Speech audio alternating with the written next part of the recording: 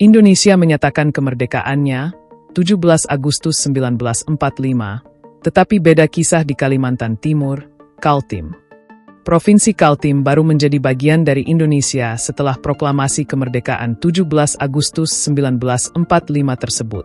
Berita proklamasi kemerdekaan Indonesia baru sampai di Samarinda, ibu kota Kaltim sekitar 1 bulan kemudian, tepatnya 19 September 2025. Meski begitu, para tokoh pergerakan di Kaltim segera membentuk panitia penyambutan kemerdekaan dan berjuang untuk integrasi Kaltim ke dalam Negara Kesatuan Republik Indonesia, NKRI. Sejarawan publik di Samarinda, Muhammad Sarip mengungkap peran Kaltim dalam kemerdekaan Republik Indonesia. Dijelaskannya, dalam 3,5 tahun sebelum proklamasi kemerdekaan Indonesia 17 Agustus 1945, Kaltim adalah objek perang Pasifik antara Jepang versus Hindia Belanda, yang dilanjutkan dengan Jepang versus pasukan sekutu. Secara geopolitik, Kaltim merupakan gerbang pertama penetrasi pasukan Jepang melalui jalur laut ketika menaklukkan Hindia Belanda yang menguasai Kepulauan Nusantara. Secara ekonomi, peranan Kaltim sangat penting dengan ketersediaan sumber minyak yang melimpah di Balikpapan, Sanga-Sanga, dan Loakulu, serta Tarakan, ungkapnya. Sebagai informasi, Balikpapan adalah kota terbesar kedua di Kaltim setelah Samarinda. Sementara Sanga-Sanga dan Loakulu saat ini adalah 2 kecamatan di wilayah Kabupaten Kutai Kartanegara, Kukar. Sanga-Sanga berada di wilayah pesisir dan Loakulu berada di kawasan tengah Kukar. Kota Tarakan sebelumnya merupakan wilayah Provinsi Kaltim. Setelah pemekaran, Tarakan menjadi bagian dari Provinsi Kalimantan Utara, Kaltara, bersama dengan Kabupaten Bulungan, Kabupaten Malinau, Kabupaten Nunukan dan Kabupaten Tanah Tidung. Kaltara resmi menjadi provinsi ke-34 pada 22 April 2013. Apa saja peristiwa penting di Kaltim setelah proklamasi 17 Agustus 1945? Sekitar sebulan menjelang proklamasi 17 Agustus 1945, ada 2 kota utama di Kaltim mengalami kehancuran signifikan. Balikpapan sebagai kota minyak di bumi hanguskan oleh bala tentara Jepang sendiri dan juga akibat serangan udara sekutu. Sementara Samarinda sebagai pusat birokrasi Kaltim juga mengalami kebakaran besar akibat bom sekutu.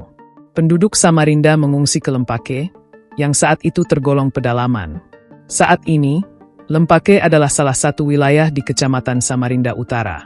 Bala tentara Jepang merusak radio-radio milik warga sehingga tidak ada yang mengetahui informasi bahwa Jepang telah menyerah kepada sekutu. Begitu pula berita proklamasi Indonesia di Jakarta 17 Agustus 1945, baru diketahui masyarakat Kaltim sekitar sebulan kemudian, setelah kedatangan tentara Australia yang bertugas melucuti tentara Jepang. Karena itu, pengibaran bendera merah putih di Kaltim baru dilakukan kali pertama sekitar tanggal 20 September 1945. Titik kumpulnya di Lanskap Hospital atau Rumah Sakit Umum Samarinda, yang saat itu berlokasi di Jalan Gurami. Terangnya, Balikpapan yang mendapat julukan kota minyak menyimpan peristiwa bersejarah dalam momen perjalanan kemerdekaan Indonesia. Menurut penuturan pengelola Rumah Cagar Budaya, Rudiansyah, meski proklamasi telah dikumandangkan Soekarno pada 17 Agustus 1945 di Jakarta, berita bersejarah ini baru sampai di Balikpapan sekitar 3 bulan kemudian, tepatnya pada November 1945. Keterlambatan informasi kemerdekaan ini disinyalir adanya keterbatasan alat komunikasi lantaran dikontrol ketat oleh Jepang. Informasi proklamasi baru sampai melalui siaran radio Australia dalam bahasa Melayu, yang didengar oleh pekerja NV Bata Avsce Petroleum Maatschappiij, BPM, kini Pertamina, yang baru tiba setelah berlayar dari Pulau Jawa.